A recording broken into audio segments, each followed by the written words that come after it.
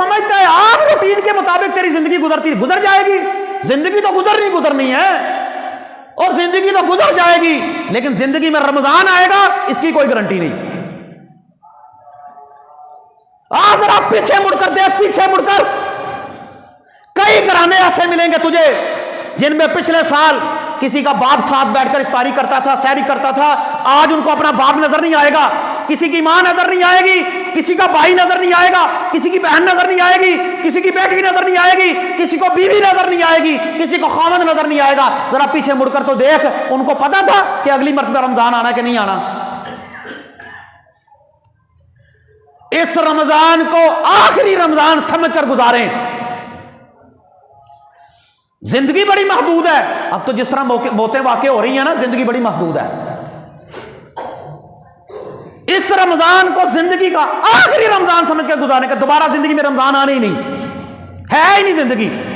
اگر کسی بندے کو پتا ہو مجھے آج رات کو شام کو پھانسی لگ جائے گی، اللہ کی قسم اس کو صرف 2 رکعتیں پڑھنے کا موقع ملے گا نا، وہ اتنے خشوع اور خضوع سے 2 رکعتیں پڑھے گا کہ ہم سوچ بھی نہیں سکتے. ہمیں جو پتا ہو شام کو ہماری موت آ جائے گی، ہم اللہ کی کس طرح عبادت کریں گے؟ اللہ کی عبادت اس طرح کریں، رمضان اس طرح گزاریں کہ آخری رمضان ہے. رہ گئی بات تھکاوٹ کی، روزی کمانے کی، محنت کرنے کی. مجھے تو ان لوگوں پر رشک آتا ہے، اللہ کی قسم. ہم تو مسجدوں میں بیٹھے رہتے ہیں پنکھے کے نیچے، اے سی کے نیچے. جو مزدور طبقہ صبح روزہ رکھتا ہے، صبح سے لے کر شام تک محنت مزدوری کرتے ہیں، گرمی میں کرتے ہیں، تپتی دھوپ میں کرتے ہیں، اللہ کی قسم پسینہ آتا ہے، بھوک لگتی ہے، پیاس لگتی ہے، پھر بھی کبھی اللہ کی قسم اللہ کا ڈر اور خوف دل کے اندر ہے، روزے کی محبت دل کے اندر ہے، اللہ کی محبت دل کے اندر ہے، آخرت کی فکر دل کے اندر ہے، قبر کی فکر دل کے اندر ہے. لیکن وہ لوگ روزہ نہیں کھولتے، روزہ نہیں کھولتے. اور تو ان لوگوں کے لیے ہے اور جن کے پاس سہولتیں ساری ہیں، نعمتیں ساری ہیں، لیکن بھوکے پیاسے رہتے ہوئے ان کو موت نظر آتی ہے. ایک روزہ صرف صبح سے لے کر شام تک، ایک ٹائم کا کھانا نہیں کھانا، 2 ٹائم تو بلکہ ہم 3 ٹائم کھا لیتے ہیں بعد میں. ان پر رشک آتا ہے اور یہ تھکاوٹ شکاوٹ ساری ختم ہو جانی ہے، یہ پتہ بھی نہیں چلنا. قرآن کہتا ہے ایام معدودات، یہ گنتی کے چند دن ہے. یہ دیکھیے گا جیسے ہی چاند طلوع ہوگا نا، یہ دیکھیے گا کس طرح گزرتے ہیں. اچھا پوری ایمانداری سے بتائیں، جو پچھلے ہمارے 30 سال 50 سال کے رمضان گزر گئے ہیں، کسی کو یاد ہے ان کی تھکاوٹ کا؟ اور یہ تو بڑا معتدل موسم آ رہا ہے، بڑا معتدل. اللہ کے فضل و کرم سے تقریباً سردی کے روزے ہیں تقریباً پاکستان میں. پاکستان، انڈیا، بنگلہ دیش، یہ سارے اس سے ملتے جلتے علاقے، اور بالکل تقریباً آدھے روزے تو پکے سردی میں انشاءاللہ ملتے جلتے، تقریباً بڑا معتدل موسم ہوگا. اللہ کے فضل و کرم سے بھٹی پر کام کرنے والے، گرمی میں بھٹی پر کام کرنے والے مزدوروں نے ساون بھادوں کے بھی روزے رکھے ہیں جب دل گھبراتا ہے. رکھے ہیں کہ نہیں رکھے انشاءاللہ؟ اچھا کسی کو یاد ہے پچھلی تھکاوٹ؟ کہ قرآن پڑھا ہو، کو قیام کیا ہو، کو تراویح کی ہو، کو قیام اللیل کیا ہو، لیلۃ القدر کو تلاش کیا ہو؟ بھول گئی ہے نا، بھول گئی ہے نا تھکاوٹ. یہ تھکاوٹ انشاءاللہ یہ چند دنوں کی بات ہے صرف.